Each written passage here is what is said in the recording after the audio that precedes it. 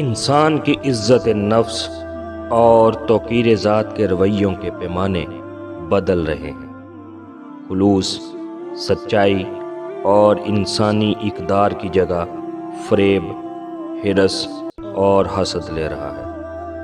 سامعین، انسان کا احترام انسان ہونے کی بنا پر نہیں کیا جا رہا، بلکہ اس کے معاشرتی رتبے، عہدے اور وسائل کو دیکھ کر اس کے مطابق اسے عزت و توقیر دی جا رہی ہے۔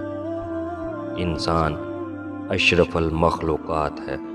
اللہ تعالیٰ نے اسے باقی تمام موجودات پر شرف و عزت کا مقام عطا کر کے پیدا کیا ہے۔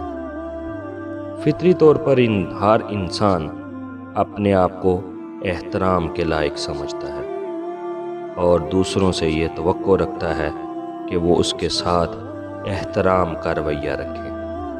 کوئی بھی انسان عزت نفس کو مجروح ہوتے ہوئے نہیں دیکھ سکتا اور توقیر ذات کی نفی ہوتے ہوئے نہیں برداشت کر سکتا۔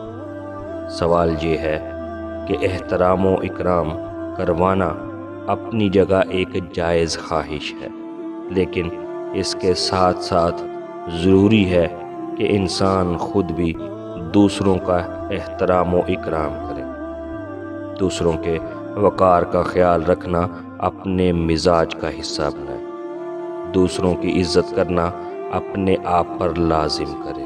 اگر کوئی فرد اپنے طور پر اتنا مغرور، متکبر، اناپرست، اکھڑ، بے حس اور لاپرواہ ہو کہ اس کے سامنے انسان کے احترام و اکرام کی کوئی حیثیت ہی نہ ہو، تو وہ پھر کیسے دوسروں سے یہ توقع کر سکتا ہے کہ دوسرے لوگ اس کی عزت نفس اور توقیر ذات کا خیال رکھیں؟